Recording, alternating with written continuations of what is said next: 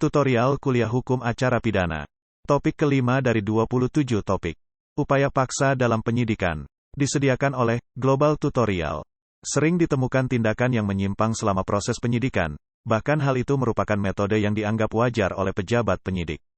Dalam rangka mengumpulkan bukti-bukti, penyidik diberikan kewenangan untuk melakukan tindakan-tindakan tertentu sehingga memungkinkannya untuk menyelesaikan penyidikan itu dan siap untuk diserahkan kepada penuntut umum.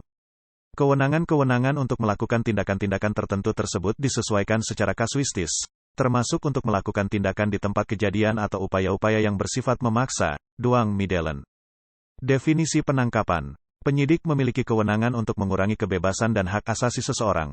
Namun wewenang ini harus tetap berlandaskan hukum serta prinsip-prinsip yang menjunjung tinggi harkat dan martabat manusia serta menjamin keseimbangan antara perlindungan kepentingan tersangka pada satu pihak, dan kepentingan masyarakat luas, kepentingan umum pada pihak lain. Salah satu wewenang yang diberikan undang-undang kepada penyidik yang bersifat pembatasan kebebasan dan hak asasi seseorang adalah bentuk penangkapan. Penangkapan adalah suatu tindakan penyidik berupa pengekangan sementara waktu kebebasan tersangka atau terdakwa apabila terdapat cukup bukti guna kepentingan penyidikan atau penuntutan dan atau peradilan serta dalam hal menurut cara yang diatur dalam KUHP. Penangkapan merupakan upaya paksa yang bersentuhan dengan hak asasi karena itu agar tidak dilakukan semena-mena. Tindakan tersebut harus memenuhi syarat yang digariskan undang-undang. Pelaksanaan tugas penangkapan dilakukan oleh petugas Kepolisian Negara Republik Indonesia dengan memperlihatkan surat tugas serta memberikan kepada tersangka surat perintah penangkapan dengan mencantumkan identitas tersangka dan menyebutkan alasannya. Meskipun KUHP mengamanahkan tugas tersebut kepada kepolisian dengan pertimbangan kesiapan fisiknya, tetapi penyidik tertentu seperti penyidik tindak pidana kepabeanan, imigrasi, perikanan, dan tindak pidana korupsi sesuai dengan kewenangan yang diberikan oleh undang-undang dapat juga melakukan penangkapan. Alasan penangkapan. Perintah penangkapan tersebut dilakukan terhadap seorang yang diduga keras melakukan tindak pidana berdasarkan bukti permulaan yang cukup dan dapat dilakukan untuk paling lama 1 hari, Pasal 17 Jo Pasal 19 KUHP. Syarat bukti permulaan yang cukup ini dijelaskan dalam Pasal 17 KUHP yaitu, yang dimaksud dengan bukti permulaan yang cukup ialah bukti permulaan untuk menduga adanya tindak pidana sesuai dengan bunyi Pasal 1 Angka 14 KUHP. Pasal 1 Angka 14 KUHP, tersangka adalah seorang yang karena perbuatannya atau keadaannya, berdasarkan bukti permulaan patut diduga sebagai pelaku tindak pidana. Kombinasi dari kedua pasal tersebut artinya bukti permulaan yang cukup tidak hanya untuk menduga telah terjadi tindak pidana, tetapi juga menduga seseorang itu adalah pelakunya. Hal itu dimaksudkan agar penangkapan tidak dilakukan secara gegabah sehingga tidak terjadi kekeliruan dalam pelaksanaan penangkapan. Dalam praktiknya bukti permulaan yang cukup tersebut dapat diartikan sebagai bukti minimal mengacu kepada alat-alat bukti sebagaimana yang dimaksudkan dalam Pasal 184 Ayat 1 KUHP. Definisi bukti permulaan yang cukup sesungguhnya masih belum jelas karena Pasal 1 Angka 14 KUHP sendiri tidak menerangkan apa yang dimaksud dengan bukti permulaan yang cukup. Oleh karena itu dalam praktik, masalah ini sangat tergantung penilaian objektif penyelidik dan penyidik. Namun sebagai pedoman dalam praktik menurut Rapat Kerja Mahkamah Agung, Kehakiman, Kejaksaan, Polisi, tanggal 21 Maret tahun 1984, menyimpulkan bahwa bukti permulaan yang cukup seyogianya minimal laporan polisi ditambah satu alat bukti lainnya. Tata cara penangkapan. Tata cara penangkapan diatur dalam Pasal 18 KUHP yang berbunyi sebagai berikut. 1. Pelaksanaan tugas penangkapan dilakukan oleh petugas Kepolisian Negara Republik Indonesia dengan memperlihatkan surat tugas serta memberikan kepada tersangka surat perintah penangkapan yang mencantumkan identitas tersangka dan menyebutkan alasan penangkapan serta uraian singkat perkara kejahatan yang dipersangkakan serta tempat ia diperiksa. 2. Dalam hal tertangkap tangan, penangkapan dilakukan tanpa surat perintah, dengan ketentuan bahwa penangkap harus segera menyerahkan tertangkap beserta barang bukti yang ada kepada penyidik atau penyidik pembantu yang terdekat. 3. Tembusan surat perintah penangkapan sebagaimana dimaksud dalam ayat 1, harus diberikan kepada keluarganya segera setelah penangkapan dilakukan. Definisi penahanan. Penahanan merupakan salah satu bentuk tindakan yang bersifat membatasi atau mengurangi kebebasan dan hak asasi manusia seseorang. Kewenangan penahanan tidak hanya dimiliki oleh penyidik, tetapi juga oleh instansi penegak hukum lain yaitu penuntut umum dan hakim dalam peradilan. Penahanan dan juga penangkapan terkait dengan masalah hak asasi manusia atas kemerdekaan dan keselamatan. Secara jelas hak atas kemerdekaan seseorang dirumuskan dalam Pasal 9 Deklarasi Universal Hak-Hak Asasi Manusia, The Universal Declaration of Human Rights, yaitu, Tidak seorang pun boleh ditangkap, ditahan atau dibuang secara sewenang-wenang. Umar Seno Aji berpendapat bahwa legalitas dari suatu penahanan baru merupakan suatu jaminan yang cukup apabila ia disertai dua hal yaitu, 1. Tersangka atau terdakwa harus dapat mengetahui setelah ia ditahan sifat dari sangkaan atau dakwaan yang dihadapkan padanya. 2. Jika tersangka atau terdakwa menyadari pentingnya sangkaan atau dakwaan, ia harus mempunyai hak seketika itu untuk mengadakan hubungan dan konsultasi dengan seorang penasihat hukum menurut pilihannya. Penahanan itu sendiri memiliki pengertian penempatan tersangka atau terdakwa di tempat tertentu oleh penyidik, atau penuntut umum, atau hakim dengan penetapannya, dalam hal serta menurut cara yang diatur dalam Undang-Undang KUHP. Masa penahanan. Untuk kepentingan penyidikan, penyidik atau penyidik pembantu atas perintah undang-undang, penyidik berwenang melakukan penahanan, dan berlaku paling lama 20 hari. Apabila diperpanjang guna kepentingan pemeriksaan yang belum selesai dapat diperpanjang oleh penuntut umum untuk paling lama 40 hari. Pasal 24 ayat 2 KUHP. Guna kepentingan pemeriksaan, penahanan terhadap tersangka yang diancam dengan pidana 9 tahun atau lebih dapat diperpanjang 2 kali berturut-turut masing-masing selama 30 hari oleh Ketua Pengadilan Negeri, berdasarkan alasan yang patut dan tidak dapat dihindarkan karena, Pasal 29 KUHP, A. Tersangka atau terdakwa menderita gangguan fisik mental yang berat yang dibuktikan dengan surat keterangan dokter atau, B. Perkara yang sedang diperiksa diancam dengan pidana penjara 9 tahun atau lebih. Dalam pelanggaran HAM berat, untuk kepentingan penyidikan dapat dilakukan penahanan paling lama 90 hari. Jangka waktu tersebut dapat diperpanjang paling lama 90 hari oleh Ketua Pengadilan HAM berdasarkan Pasal 13 ayat 1 dan ayat 2 Undang-Undang Nomor 26 Tahun 2000 tentang Pengadilan HAM. Sedangkan menurut Pasal 73 ayat 6 Undang-Undang Nomor 31 Tahun 2004 tentang Perikanan, penyidik dapat menahan tersangka paling lama 20 hari dan dapat diperpanjang oleh penuntut umum paling lama 10 hari. Dalam tingkat penuntutan, menurut Pasal 25 ayat 1 KUHP, penuntut umum untuk kepentingan penuntutan berwenang melakukan penahanan paling lama 20 hari dan dapat diperpanjang oleh Ketua Pengadilan Negeri paling lama 30 hari, dan terhadap ancaman pidana yang disangkakan 9 tahun atau lebih. Seperti halnya dalam penyidikan berdasar Pasal 29 KUHP dapat diperpanjang 2 kali berturut-turut masing-masing selama 30 hari. Pengecualian hanya terhadap terdakwa yang masih anak-anak, hanya dapat dilakukan penahanan paling lama 10 hari, dan dapat diperpanjang oleh Ketua Pengadilan Negeri paling lama 15 hari, Pasal 46 UU Nomor 3 Tahun 1997. Dalam penahanan, tembusan surat perintah penahanan atau penahanan lanjutan atau penetapan hakim, sebagaimana yang dimaksud oleh Pasal 21 ayat 2 KUHP, harus diberikan juga kepada keluarganya, Pasal 21 ayat 3 KUHP. Alasan penahanan. Alasan untuk melakukan penahanan terhadap tersangka atau terdakwa menurut Pasal 21 ayat 1 KUHP adalah, A. Tersangka, terdakwa dikhawatirkan melarikan diri, B.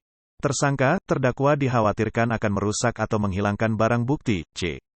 Tersangka, terdakwa dikhawatirkan akan melakukan lagi tindak pidana. Syarat penahanan. Penahanan dilakukan dengan didasarkan kepada A. Syarat objektif. Penahanan hanya dapat dikenakan terhadap tersangka yang melakukan tindak pidana dan atau percobaan maupun pemberian bantuan dalam tindak pidana yang diancam dengan pidana penjara 5 tahun atau lebih dan tindak pidana tertentu sebagaimana diatur dalam Pasal 21 ayat 4 huruf B KUHP. B. Syarat subjektif. Selain didasarkan pada ketentuan hukum yang berlaku, penahanan juga dilakukan untuk kepentingan penyidikan, penuntutan, dan untuk kepentingan pemeriksaan pengadilan, serta didasarkan kepada keadaan yang menimbulkan kekhawatiran bahwa tersangka, terdakwa akan melarikan diri, merusak atau menghilangkan barang bukti, dan atau mengulangi tindak pidana. Ketentuan pelaksanaan penahanan harus memenuhi syarat objektif yang absolut dan syarat subjektif yang bersifat relatif. Ini merupakan satu kesatuan yang tidak terpisahkan. Meskipun ada alasan subjektif lain, seperti untuk keamanan diri tersangka atau terdakwa sendiri karena tindak pidana yang dilakukan menyulut reaksi dan emosi massa atau kelompok masyarakat tertentu, namun sifatnya imperatif, artinya hanya menguatkan atau mendukung syarat penahanan yang secara yuridis telah menjadi koridor tindak upaya paksa tersebut. Tujuannya agar dilakukan dengan pendekatan kekuasaan semata-mata. Meskipun kebijakan di dalam menentukan syarat subjektif bersifat relatif, tetapi pendekatan kebijakan tersebut harus rasional. Artinya menurut Barda Nawawi Arif, pendekatan rasional memang merupakan pendekatan yang seharusnya melekat pada setiap langkah kebijakan. Penahanan tersebut merupakan tindakan pengekangan kebebasan seseorang, tidak saja berdampak secara psikologis, tetapi juga secara sosiologis yang dapat memunculkan stigma negatif, tidak saja terhadap diri tersangka, terdakwa, tetapi juga terhadap keluarganya. Jenis penahanan. Menurut jenisnya, penahanan dapat berupa penahanan rumah tahanan negara, rutan, penahanan rumah, penahanan kota. Selama belum ada rumah tahanan negara di tempat yang bersangkutan, penahanan dapat dilakukan di kantor kepolisian negara, di kantor kejaksaan negeri, di lembaga pemasyarakatan, di rumah sakit dan dalam keadaan yang memaksa di tempat lain.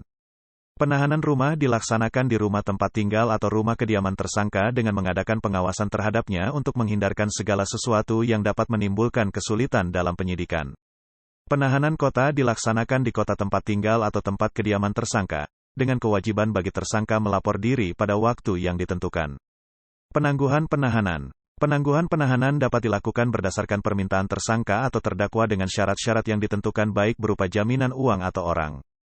Penangguhan penahanan tersebut dilakukan oleh penyidik, penuntut umum, atau hakim sesuai kewenangannya masing-masing, dan sewaktu-waktu dapat mencabut penangguhan penahanan tersebut dalam hal tersangka atau terdakwa melanggar syarat-syarat sebagaimana yang telah ditentukan. Syarat-syarat penangguhan sebagai berikut. A. Syarat umum. 1. Wajib lapor. 2. Tidak keluar rumah atau kota. B. Syarat khusus. 1. Jaminan uang atau orang. Pihak lain yang memberi jaminan berupa uang. 2. Besarnya uang jaminan yang disepakati dititipkan ke panitera PN setempat. 3. Bukti setoran dibuat rangkap 3, untuk penyetor, arsip, dan instansi yang melakukan penahanan. 4. Uang jaminan akan menjadi milik negara, disetorkan ke kas negara, apabila pemohon melarikan diri dan setelah 3 bulan dicari tidak ditemukan. 5. Uang jaminan akan kembali pada pemilik apabila penangguhan dicabut, putusan telah mempunyai kekuatan hukum tetap.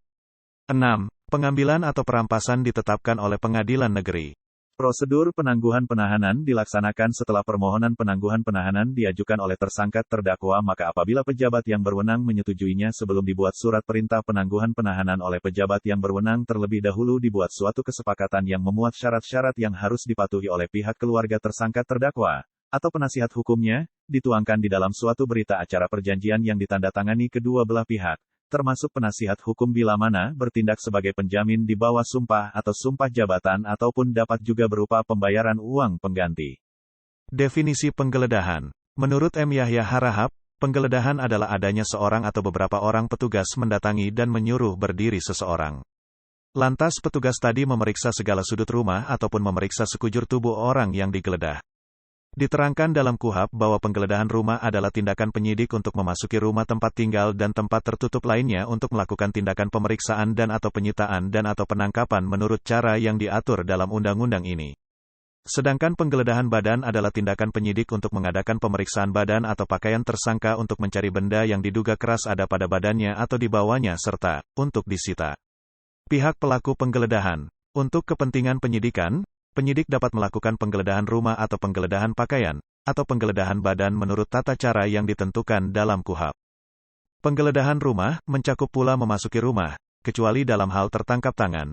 Penyidik tidak diperkenankan memasuki ruang tempat sedang berlangsung sidang MPR, DPR, atau DPRD, tempat manakala sedang berlangsung ibadah dan atau upacara keagamaan serta ruang tempat sedang berlangsung sidang pengadilan. Tata cara penggeledahan. Dalam hal tidak tertangkap tangan, penyidik dapat melakukan penyidikan mengadakan penggeledahan rumah dengan tata cara sebagai berikut. A. Membawa surat izin dari Ketua Pengadilan Negeri setempat dalam melakukan penyidikan, maka penyidik dapat mengadakan penggeledahan rumah yang diperlukan. B. Petugas membawa dan menunjukkan surat tugas dan izin dari Ketua Pengadilan Negeri. Harus ada saksi. Dalam hal pemilik mengizinkan harus ada 2 saksi dari lingkungan setempat. C. Dalam hal pemilik tidak mengizinkan atau tidak hadir, maka harus disaksikan oleh ketua lingkungan setempat dan 2 orang saksi dari lingkungannya. D. Membuat berita acara pemeriksaan paling lambat 2 hari setelah penggeledahan. E. Melakukan penjagaan di sekitar tempat penggeledahan. F. Penggeledahan yang bersifat mendesak dapat dilakukan tanpa izin ketua pengadilan negeri. Namun penyidik tetap harus membuat berita acaranya dalam waktu maksimum 2 hari setelahnya dan dilaporkan ke ketua pengadilan negeri sekaligus untuk minta persetujuannya. Dalam keadaan yang sangat perlu dan mendesak sehingga tidak mungkin untuk mendapat surat izin terlebih dahulu, maka penyidik dapat melakukan penggeledahan. A. Pada halaman rumah tersangka bertempat tinggal, berdiam, dan atau ada yang ada di atasnya. B. Pada setiap tempat lain tersangka bertempat tinggal, berdiam, atau ada yang ada di atasnya. C. Di tempat tindak pidana dilakukan atau terdapat bekasnya. D. di tempat penginapan dan tempat umum lainnya. Dalam hal penggeledahan di luar wilayah kerja, hukum, penyidik A. Melakukan sendiri. 1. Izin telap dari Ketua Pengadilan Negeri di wilayah hukum penyidik. 2. Memberitahukan kepada Ketua Pengadilan Negeri setempat. 3. Didampingi oleh penyidik setempat. B. Penggeledahan didelegasikan. 1. Penyidik mengirimkan permintaan dan surat izin dari Ketua Pengadilan Negeri. 2. Penyidik setempat melaporkan adanya permintaan dan menunjukkan surat izin penggeledahan. 3. Penyidik pelaksana membuat berita acara dan diserahkan pada penyidik yang mendelegasikan penggeledahan. Dalam hal penggeledahan badan, A. Terdapat alasan yang kuat terdapat benda yang dapat disita, disimpan atau terdapat dalam tubuh tersangka. B. Khusus untuk pemeriksaan rongga tubuh dilakukan oleh petugas yang mempunyai jenis kelamin yang sama dan dilakukan di tempat tertutup. Definisi penyitaan. Penyitaan adalah serangkaian tindakan penyidik untuk mengambil alih dan atau menyimpan di bawah penguasaannya benda bergerak atau tidak bergerak, berwujud atau tidak berwujud untuk kepentingan pembuktian dalam penyidikan, penuntutan, dan peradilan. Dalam Universal Declaration of Human Rights, hak milik orang dilindungi. Hal itu tercantum dalam pasal 17 ayat 1 dan 2 sebagai berikut, setiap orang berhak mempunyai milik baik sendiri maupun bersama-sama dengan orang lain dan tiada seorang pun boleh merampas miliknya dengan semena-mena. Istilah pembeslahan atau perampasan atas benda atau barang yang ada kaitannya dengan tindak pidana. Pengertian, membeslah, sama dengan menyita, yakni mengambil barang atau benda dari kekuasaan pemegang benda itu untuk kepentingan pemeriksaan dan bahan pembuktian. Perampasan benda atau barang, artinya lain dengan pembeslahan atau penyitaan. Perampasan adalah tindakan hakim yang berupa putusan tambahan pada pidana pokok sebagaimana dimaksudkan dalam pasal 10 KUHP yakni mencabut dari hak pemilikan seseorang atas benda itu. Dengan demikian, benda itu oleh penetapan hakim dirampas dan kemudian dapat dirusakkan atau dibinasakan atau bahkan dijadikan sebagai milik negara. Tata cara penyitaan. A. Penyitaan biasa. 1. Berdasarkan surat izin Ketua Pengadilan Negeri setempat. 2. Penyitaan oleh penyidik terlebih dahulu menunjukkan tanda pengenal. 3. Menunjukkan barang yang disita kepada pemilik yang menguasai atau keluarganya. 4. Penyitaan disaksikan oleh kepala lingkungan atau kepala desa atau warga setempat sebanyak 2 orang saksi. 5. Dibuat berita acara penyitaan, dibacakan dan apabila mereka telah menerima, memberi tanda tangan oleh pemilik atau yang menguasai atau keluarganya, serta para saksi. 6. Membungkus benda sitaan dirawat, dijaga, dan diberi A. Catatan jenis, ukuran, berat barang yang disita, B. Tanggal penyitaan, C. Tempat penyitaan, D. Identitas pemilik, penguasa barang, E. Dibubuhi hak, ditandatangi penyidik dan distempel, F. Apabila tidak dapat dibungkus cukup diberi catatan dan ditempelkan pada benda sitaan. B. Penyitaan dalam keadaan perlu dan mendesak dapat dianalogikan dengan penjelasan pasal 34 ayat 1 KUHP. Adapun tata caranya sebagai berikut. 1. Terdapat kekhawatiran bahwa barang yang akan disita akan dilarikan atau dimusnahkan atau dipindahkan. 2. Dapat dilakukan tanpa surat izin Ketua Pengadilan Negeri. 3. Dalam waktu 2 kali 24 jam harus melaporkan kepada Ketua Pengadilan Negeri untuk dimintakan persetujuan. 4. Waktu penyitaan petugas menunjukkan surat pengenal. 5. Menunjukkan barang yang disita kepada pemilik yang menguasai atau keluarganya. 6. Disaksikan oleh 2 warga lingkungan setempat, dan ketua lingkungan setempat. 7. Dibuat berita acara penyitaan, dibacakan dan apabila mereka telah menerima, memberi tanda tangan oleh pemilik atau yang menguasai atau keluarganya, serta para saksi. 8. Benda yang disita dibungkus seperti dalam catatan pada huruf F, nomor 1 di atas. 9. Laporan, tembusannya, dilaporkan kepada A. Ketua Pengadilan Negeri untuk dimintakan persetujuan, B. Pemilik, penguasa barang atau keluarganya, C. Kepala lingkungan, D. Atasan petugas, C. Penyitaan dalam keadaan tertangkap tangan, 1. Penyitaan terhadap benda yang dipergunakan untuk melakukan kejahatan, 2. Benda yang patut diduga merupakan hasil kejahatan, 3. Benda lain yang dapat dipergunakan sebagai barang bukti, 4. Penyitaan terhadap paket atau surat yang dikirim melalui jasa pengiriman barang surat. D. Penyitaan tidak langsung. 1. Penyerahan barang bukti atau surat oleh pemilik, penguasa kepada penyidik. 2. Penyidik mengeluarkan perintah agar menyerahkan barang bukti secara sukarela. 3. Penyerahan dibuat berita acara. E. Penyitaan surat, dana atau tulisan lainnya. 1. Surat dapat disita atas persetujuan yang menyimpan atau yang menguasai. 2. Terhadap surat-surat, apabila pejabat yang bersangkutan keberatan, harus ada izin khusus dari Ketua Pengadilan Negeri. 3. Surat yang menyangkut rahasia negara tidak dapat disita. 4. Atas izin Majelis Pengawas Daerah, minut akta notaris dapat disita. 5. Izin khusus dapat diberikan dengan memperhatikan urgensi dan relevansi penyitaan. Benda yang dapat disita. Ketentuan yang mengatur mengenai benda yang dapat disita adalah Pasal 39 KUHP. A. Benda atau tagihan tersangka atau terdakwa yang seluruh atau sebagian diduga diperoleh dari tindak pidana atau sebagai hasil dari tindak pidana. B. Benda yang dipergunakan atau untuk mempersiapkan tindak pidana. C. Benda yang dipergunakan untuk menghalang-halangi penyidikan tindak pidana. D. Benda yang secara khusus dipergunakan untuk melakukan tindak pidana. E. Benda lain yang mempunyai hubungan langsung dengan tindak pidana. F. Benda yang dalam sitaan atau pilot dalam perkara perdata dapat disita sepanjang memenuhi persyaratan. Tempat penyimpanan benda sitaan. A. Disimpan di rumah penyimpanan benda sitaan negara, Rukbasan. B. Tanggung jawab pemeliharaan dan pengamanan fisik ada pada Rukbasan, namun tanggung jawab yuridis di bawah penegak hukum sesuai dengan tingkat pemeriksaan perkara. C. Apabila di wilayah hukum pengadilan negeri setempat belum ada Rukbasan maka penyimpanan dapat ditempatkan. 1. Kantor kepolisian. 2. Kantor kejaksaan. 3. Kantor pengadilan. 4. Bank pemerintah. 5. Dalam keadaan memaksa dapat disimpan pada tempat khusus, atau pada tempat semula benda tersebut berasal. Lelang benda sitaan. Lelang benda sitaan pada waktu perkara belum memperoleh putusan hukum tetap dilakukan apabila a.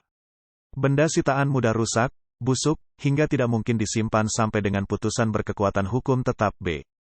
Biaya penyimpanan terlalu tinggi, mahal. Pejabat yang dapat menjual lelang. A. Penyidik dalam tingkat penyidikan. B. Penuntut umum pada tingkat penuntutan.